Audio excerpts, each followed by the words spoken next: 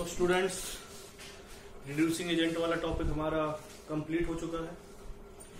अगर हम टॉपिक की बात करते हैं, मैंने बताया था आपको मैं हाइड्रेट फॉर्मेशन टॉपिक करवाऊंगा, तो कोशिश करूंगा कि हाइड्रेट फॉर्मेशन टॉपिक आपको थोड़ा समझ में आए। तो हाइड्रेट फॉर्मेशन की अगर हम बात करते हैं, हाइड्रेट फॉर्मेशन में हम किसका एडिशन करते हैं? Addition of water.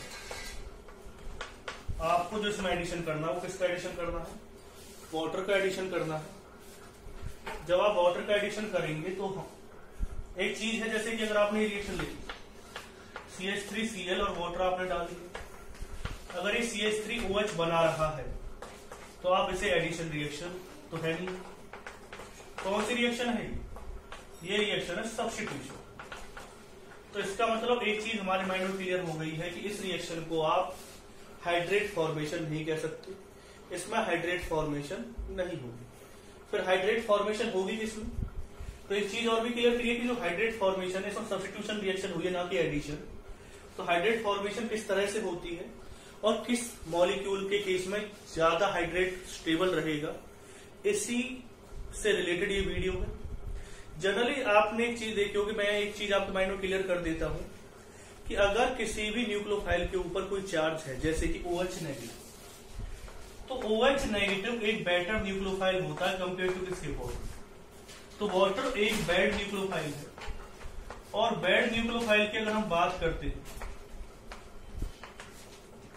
Bad nucleophile की अगर हम बात करते हैं, क्योंकि वाटर एक बैड न्यूक्लियोफाइल है और OH नेगेटिव एक गुड न्यूक्लियोफाइल है, तो हमें यहां पर एक चीज क्लियर करनी होगी, और उसी चीज से रिलेटेड मैं आपके सामने बात करने वाला हूं कि अगर वाटर न्यूक्लियोफाइल की तरह काम करता है तो हमें उस कंपाउंड के साथ कुछ चेंज करने पड़ेंगे जिसके साथ आप इसकी रिएक्शन करवा रहे हैं। जैसे कि याद रखिए ये एक हाइड्रोलिसिस रिएक्शन है, हाइड्रेट फॉर्मेशन नहीं है। फिर हाइड्रेट फॉर्मेशन होता क्या है? जहां पर वाटर के केस में न्यूक्लियोफिलिक एडिशन रिएक्शन काम कर रही है, सब्स्टिट्यूशन ना काम कर रही है। जैसे आपने इसका नाम है फॉर्मेल्डिहाइड। तो इस रिएक्शन की अगर मैं बात करता हूं, इस रिएक्शन को आप जनरली वाटर की प्रेजेंस में करवाएंगे, और जो मीडियम है वो थोड़ा सा एसिडिक लेना पड़ेगा। अब बहुतों के माइंड में एक चीज आ रही होगी कि मीडियम जो है वो एसिडिक क्यों लेना पड़ेगा, तो मैं आपके सामने क्लियर कर देता हूं। एक्चुअली होता क्या है कि मैंने अभी बताया था, जो वाटर है वो एक बैड न्यूक्लियोफाइल, और बैड न्यूक्लियोफाइल जनरली इस वाले कंपाउंड के ऊपर अटैक नहीं करेगा, वो वहां पर अटैक करेगा जहां पर इलेक्ट्रॉन डेंसिटी क्या होगी, कम। तो होगा क्या कि जो HC≡OH ग्रुप है, ये समझाने के लिए मैं आपको चीजें बता रहा हूं, इसके साथ H पॉजिटिव आयन अटैच हो जाएगा, इससे पार्शियली किस चार्ज आ जाएगा, पॉजिटिव चार्ज आ जाएगा ऑक्सीजन के ऊपर।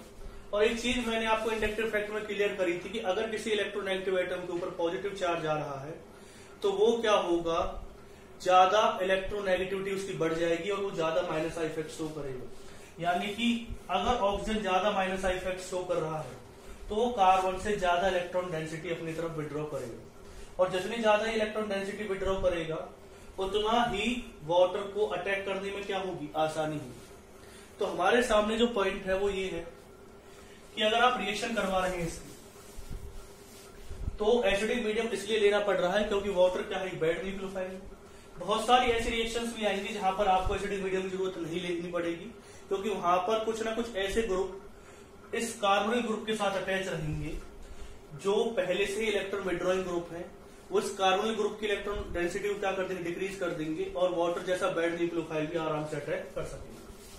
जब ये इसके साथ रिएक्शन करेंगे तो मैं रिएक्शन भी आपको बता देता हूं किस तरह से काम करेंगे। OH ग्रुप आएगा, OH, तो 85% चांस होते हैं कि ये वाला जो हाइड्रेट हमारे सामने बना है, जो हाइड्रेट फॉर्मेशन हुई है, किसका हाइड्रेट आपने बनाया, फॉर्मेल्डिहाइड का जो हाइड्रेट आपने बनाया है, वो क्या रहेगा, स्टेबल रहेगा 85%। क्योंकि मैं आपको एक चीज क्लियर कर चुका हूं कि अगर एक ही कार्बन के पास 2 OH ग्रुप इतने ज्यादा स्टेबल नहीं होते, लेकिन अगर आपने हाइड्रेट एसिडिक मीडियम में बनाए हैं तो चांस हो सकते हैं कि 85% ये क्या रहे, चीज स्टेबल रहे। किसके केस में, ये वापस किस में ना जाए, फॉर्मेल्डिहाइड में ना जाए। क्यों?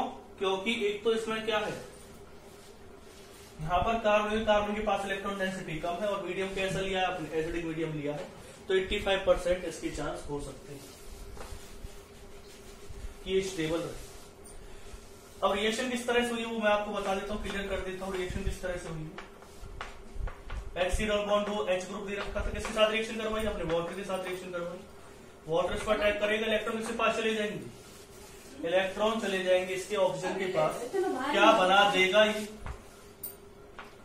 O नेगेटिव, OH, इसके ऊपर कैसा चार्ज आएगा, पॉजिटिव।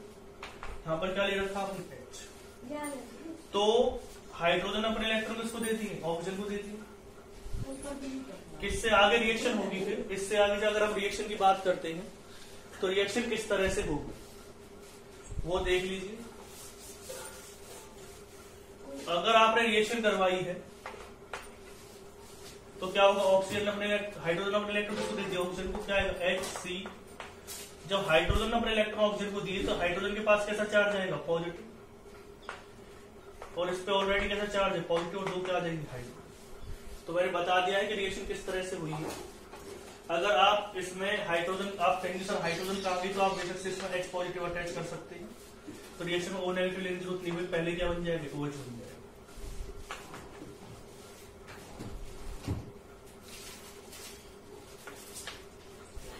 तो ये चीज समझिए, क्या चीज मैं आपको बताना चाह रहा हूं कि हाइड्रेट फॉर्मेशन किस तरह से इसमें होगी।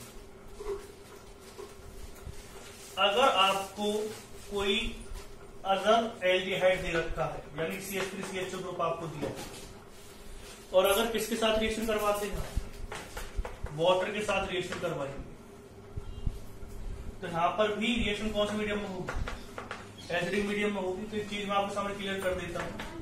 अब बार बार ये बताने के लिए भी कैसे रिएक्शन हुई है ये हमारे लिए इम्पोर्टेंट नहीं है, हमारे लिए इम्पोर्टेंट है कि जो हाइड्रेट इसमें बनेगा तो हाइड्रेट ज्यादा स्टेबल नहीं होता। क्यों ज्यादा स्टेबल नहीं होता, देखो पहले जो हमने फॉर्मेल्डिहाइड दिया था तो दोनों साइड हाइड्रोजन लगी हुई थी, लेकिन इस बार क्या लगा हुआ है, CH3 लगा हुआ है, और CH3 कौन सा इफेक्ट शो करता है, पॉजिटिव आई इफेक्ट शो करता है। जब पॉजिटिव आई इफेक्ट शो करेगा तो इस कार्बन की इलेक्ट्रॉन डेंसिटी को बढ़ा देगा, हमें क्या करनी थी, घटानी थी, लेकिन होगा क्या कि कार्बन की इलेक्ट्रॉन डेंसिटी क्या हो जाएगी, बढ़ जाएगी। आपको इलेक्ट्रॉन डेंसिटी इसमें क्या करनी थी, घटानी थी, लेकिन इसमें क्या हो रही है, बढ़ रही है। तो वाटर जैसा वीक न्यूक्लियोफाइल इजीली अटैक नहीं करेगा, और उसकी वजह से जो इसमें हाइड्रेट बनेगा वो ज्यादा स्टेबल नहीं बनेगा, सिर्फ 55% तक चांस रहेंगे कि हाइड्रेट क्या हो, स्टेबल हो। तो ये चीज आप समझते जा रहे हैं। अगर आपने यहां पर कोई कीटोन ले लिया है तो कीटोन का जो हाइड्रेट है वो बहुत ही कम स्टेबल होता है, वो बहुत ही कम स्टेबल क्यों होगा, तो उसका भी एक रीजन है। क्यों, क्योंकि इसमें दोनों साइड ही ऐसे ग्रुप लगे हुए हैं जो कौन सा इफेक्ट शो करते हैं, पॉजिटिव इफेक्ट शो करते हैं। इस कार्बन की इलेक्ट्रॉन डेंसिटी बढ़ जाएगी, जब क्या हमें क्या करनी थी, डिक्रीज करनी थी, उसकी वजह से वाटर जैसा वीक न्यूक्लियोफाइल इस पे इजीली अटैक नहीं कर पाएगा, कर भी देगा तो जल्दी से जल्दी रिएक्शन कौन सी डायरेक्शन में चली जाएगी, बैकवर्ड डायरेक्शन में चली जाएगी, और ये सिर्फ 0.0% ही स्टेबल होगा। तो चीजें मैं आपको बताता जा रहा हूं कि कौन सा हाइड्रेट ज्यादा स्टेबल होगा, कौन सा हाइड्रेट कम स्टेबल होगा। फिर अगर हम नेक्स्ट पॉइंट पे आते हैं, अगर आप डीडीटी की रिएक्शन पढ़ेंगे, डीडीटी की फॉर्मेशन पढ़ेंगे, तो वहां पर एक आता है क्लोरल। क्लोरल का फॉर्मूला होता है CCl3CHO। अब इसके साथ कितने क्लोरीन लगे हुए हैं, 3 क्लोरीन लगे हुए हैं, इसका नाम क्या है, क्लोरल। अगर मैं इसकी रिएक्शन करवाता हूं वाटर के साथ तो इसमें आपको किसी मीडियम की भी जरूरत नहीं है, एसिडिक मीडियम की जरूरत नहीं है। तो बहुत से आप क्वेश्चन पूछ सकते हैं सर ऐसा क्यों हो रहा है कि इसमें हमें किसी मीडियम की जरूरत नहीं पड़ी, एसिडिक मीडियम की जरूरत नहीं पड़ी। तो एक चीज मैं आपको बता देता हूं कि जो CCl3 है ये अपनी तरफ इलेक्ट्रॉन क्या करेगा, विड्रॉ करेगा। क्यों विड्रॉ करेगा, क्योंकि इसके साथ 3 क्लोरीन ग्रुप लगे हुए हैं जो एक कौन सा इफेक्ट शो कर रहे हैं, -I। तो आप अगर इस ग्रुप को ऐसे लिख रहे हैं तो ये इलेक्ट्रॉन विड्रॉ कर रहा है, कार्बन की इलेक्ट्रॉन डेंसिटी को क्या कर रहा है, कम। अभी तक आपने CH3 ग्रुप देखे थे, जो एल्काइल ग्रुप थे जो इलेक्ट्रॉन डेंसिटी को क्या कर रहे थे, इंक्रीज कर रहे थे, लेकिन जो ये ग्रुप आपको दे रखा है वो -I इफेक्ट की वजह से इलेक्ट्रॉन डेंसिटी को क्या करेगा, कम करेगा। और जब इलेक्ट्रॉन डेंसिटी क्या होगी, कम होगी, तो उसकी वजह से जो वाटर है वो इजीली क्या कर पाएगा, अटैक कर पाएगा। तो वाटर क्या करेगा, इस कार्बन के ऊपर अटैक कर देगा और इलेक्ट्रॉन कहां चले जाएंगे, ऑक्सीजन के पास। फिर वही रिएक्शन होगी Cl। इसकी एक खासियत और है, आज तक मैं एक चीज आपको बता रहा था कि क्लोरीन जो होती है, जो क्लोरीन होती है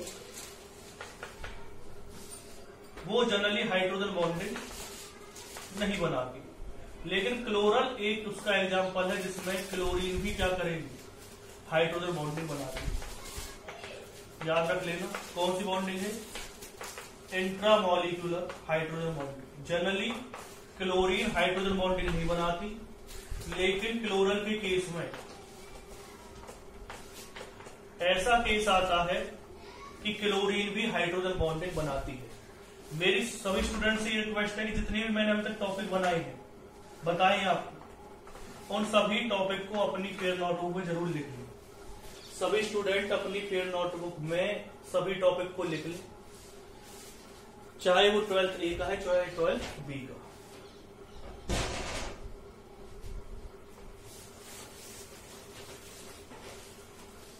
तो ये रिएक्शन आपने देख ली किस तरह से इसमें इंट्रामॉलिक्यूलर हाइड्रोजन बॉन्डिंग बनेगी और इसका क्लोरल हाइड्रेट ज्यादा स्टेबल होता है और H पॉजिटिव आयन की हमें इसमें जरूरत नहीं पड़ती है। अगर आपने कोई कंपाउंड इस तरह से लिया, साइक्लिक कंपाउंड लिया, एक्चुअली ये वाली कार्बन कितनी है, ये वाली कार्बन है sp2 हाइड्राइड। जो sp2 हाइड्राइड होती है उसमें बॉन्ड एंगल होता है 120 डिग्री एंगल, लेकिन साइक्लोहेक्सेन की, साइक्लोप्रोपेन की केस में सॉरी, जो बॉन्ड एंगल है, बॉन्ड एंगल कितने डिग्री का होता है इसमें, वो होता है 60 डिग्री का। तो आप एक चीज देख रहे हैं, साइक्लोप्रोपेन की केस में बॉन्ड एंगल कितने डिग्री का, 60 का, और इस वाले केस की अगर मैं बात करूं sp2 हाइड्राइड से बॉन्ड एंगल कितने का होना चाहिए, 120 का। तो जो एंगल का डिफरेंस आ रहा है, जो एंगल का आप डिफरेंस देख रहे हैं 120 और 60 का, तो 120 को अगर हम 60 में से माइनस कर देंगे तो कितने डिग्री का एंगल स्ट्रेन आएगा, 60 डिग्री का इसमें एंगल स्ट्रेन आएगा। अगर 60 डिग्री का एंगल स्ट्रेन आ रहा है तो इसका एंगल स्ट्रेन का मतलब क्या हुआ कि किसी चीज को तुम्हें एंगल से मोड़ना नहीं था, लेकिन आपने उसे जबरदस्ती मोड़ रखा है, तो ये चाहेगा कि इसका एंगल स्ट्रेन कम हो। अगर हम इसकी वाटर के साथ रिएक्शन करवाते हैं, यानी कि हाइड्रेट फॉर्मेशन करवाते हैं, तो हाइड्रेट फॉर्मेशन में एक चीज आप देखिएगा, OH आएगा और एक क्या आएगा, OH आएगा, तो OH ग्रुप लग जाएंगे इसके साथ। तो यहां पर आप इसका एंगल देखते हैं किस तरह है, sp3 हाइड्राइड एंगल कितना होता है 109.20 मैंने बताया था।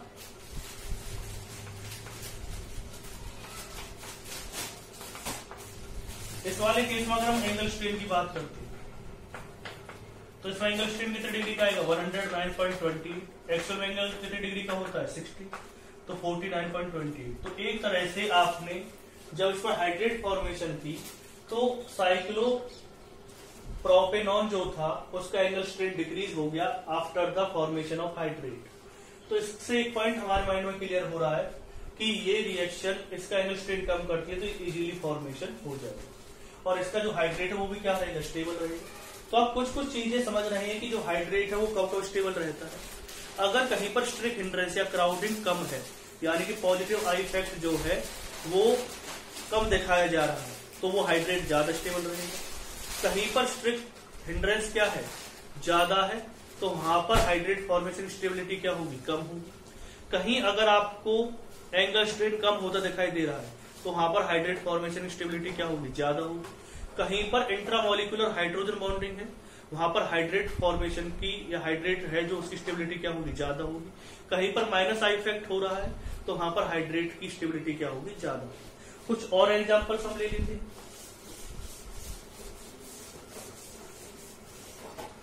अगर आपने इस तरह का कंपाउंड कोई लिया है CF3 C double bond CF3 और इसकी वाटर के साथ रिएक्शन करवानी, आप कमेंट सेक्शन में मुझे ज्यादा से ज्यादा कमेंट करके बताएं कि भाई हमें सर यहाँ पे प्रॉब्लम आई, क्योंकि उससे मैं आपकी प्रॉब्लम्स को रेगुलरली अटेंड करूंगा और उन चीजों को देखूंगा कि आपको कहाँ का वीडियो प्रॉब्लम आ रही है। अगर वॉइस की प्रॉब्लम है तो वो भी आप बता दीजिए। जैसे कुछ स्टूडेंट कह रहे हैं कि सर वॉइस की प्रॉब्लम है, तो शायद मेरे हिसाब से वॉइस की प्रॉब्लम आपकी सॉल्व हो चुकी होगी, बाकी लॉकडाउन के बाद हो जाएगी सॉल्व। तो अगर हम बात करें CF3 C double bond CF3 दे रखा है, तो अगर हम रिएक्शन करवाते हैं तो क्या बनेगा इसमें CF3 COH OH। इस रिएक्शन में भी हाइड्रेट बहुत ज्यादा स्टेबल होगा क्योंकि दोनों ही कॉन्स्टेंट शो करते हैं माइनस है, ये भी कॉन्स्टेंट शो करेगा माइनस है। तो कार्बन की इलेक्ट्रॉन डेंसिटी क्या होगी, कम होगी। इस पर कैसा चार्ज आ जाएगा, पार्शियली पॉजिटिव चार्ज, और वाटर जैसा वीक न्यूक्लियोफाइल भी इसमें इजीली अटैक कर पाएंगे। तो इसका हाइड्रेट बहुत ज्यादा क्या होगा, स्टेबल होगा। अगर आप और भी चीजें लेते जैसे कि एक एग्जाम्पल है निल हाइड्रीन का,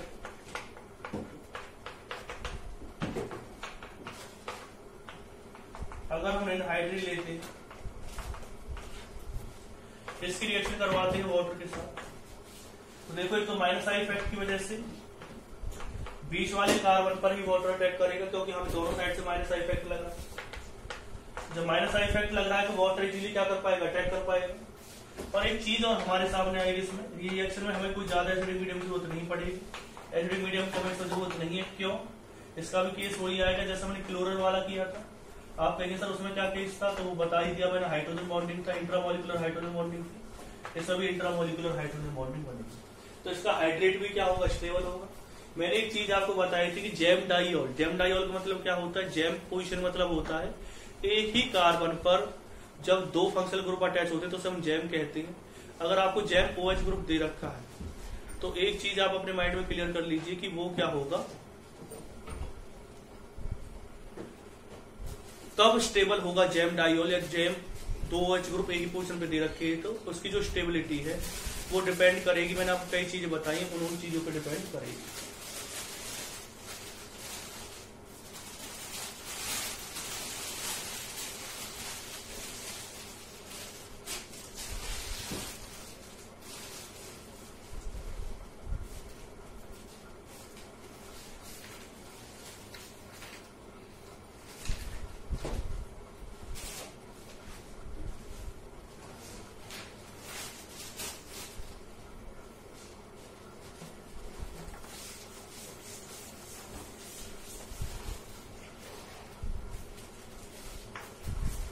मैं बता रहा था factors affecting the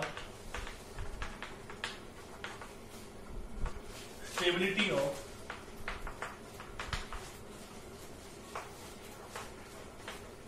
jam diol.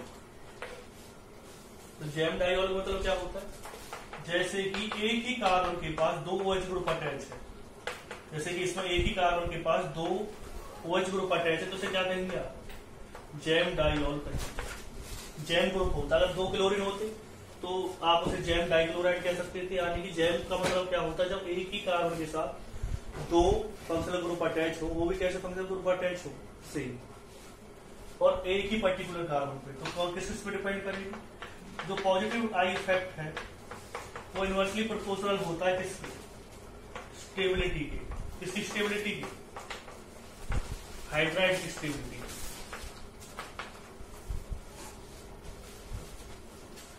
अगर माइनस आई इफेक्ट है तो डायरेक्टली प्रोपोर्शनल होता है इसकी स्टेबिलिटी ऑफ, वो आप देख चुके हैं जो मैंने एग्जांपल्स आपको करवाई। अब डायरेक्टली प्रोपोर्शनल होता है हाइड्रेट की स्टेबिलिटी, ठीक है। जितनी कम क्राउडिंग होगी उतनी ही वाटर जैसे वीक न्यूक्लियोफाइल को अटैक करने में आसानी होगी। तो स्ट्रिक्ट हिंड्रेंस जो है इनवर्सली प्रोपोर्शनल किससे होती है, stability of hydride.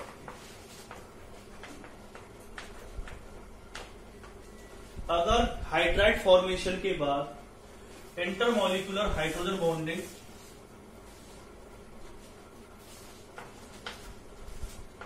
Decrease in angle strain, अगर एंगल स्ट्रेन डिक्रीज हो रहा है तो स्टेबिलिटी क्या हो जाएगी, इंक्रीज हो जाएगी। एक चीज मैं बता रहा था आपको कि अगर हाइड्राइड फॉर्मेशन के बाद इंट्रामॉलिक्यूलर हाइड्रोजन बॉन्डिंग बनती है, मॉलिक्यूल के अंदर इंट्रामॉलिक्यूलर हाइड्रोजन बॉन्डिंग बन जाएगी, तो स्टेबिलिटी क्या हो जाएगी, इंक्रीज हो जाएगी। और जब स्टेबिलिटी इंक्रीज हो जाएगी तो उसकी वजह से उसके हाइड्राइड भी क्या रहेगा, स्टेबल रहेगा। तो इंट्रामॉलिक्यूलर अगर हाइड्रोजन बॉन्डिंग है, लेकिन बननी कब चाहिए, जब हाइड्राइड फॉर्मेशन हो जाए उसके बाद, तो स्टेबिलिटी क्या हो जाएगी, इंक्रीज हो जाएगी। तो हाइड्राइड वाला जो टॉपिक है वो आपका क्लियर हो चुका है। जो चीजें मैं इसमें बताना चाहता था वो चीजें आपकी क्लियर हो चुकी है कि हाइड्राइड फॉर्मेशन में क्या क्या चीजें होंगी। अगर हम नेक्स्ट पॉइंट पर अगर बात करते हैं तो एक चीज मैं आपको बताना चाहता हूं, इसके बारे में मैं बात कर रहा था। अगर आपको एक जो टॉपिक है, नेक्स्ट टॉपिक की अगर मैं बात करता हूं, नेक्स्ट टॉपिक जो रिलेटेड है वो रिलेटेड है हार्ड एसिड और सॉफ्ट बेस, या हार्ड बेस सॉफ्ट एसिड से। इस टॉपिक को बताना इसलिए जरूरी है क्योंकि आपने ग्रिग्नार्ड रिएजेंट की रिएक्शन पढ़ी होगी, 1,4 एडिशन रिएक्शन, और वो रिएक्शन हमारे लिए बहुत जरूरी थी। तो उस रिएक्शन के बारे में आपको चीजें क्लियर हो पाएंगी इस टॉपिक से, तो वो मैं आपको बताऊंगा किस तरह से क्लियर होंगी।